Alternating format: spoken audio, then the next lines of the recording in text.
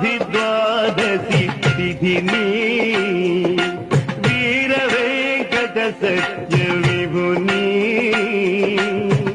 తెప్ప ఉత్సవమైన వేళ ఏమి వైభవగా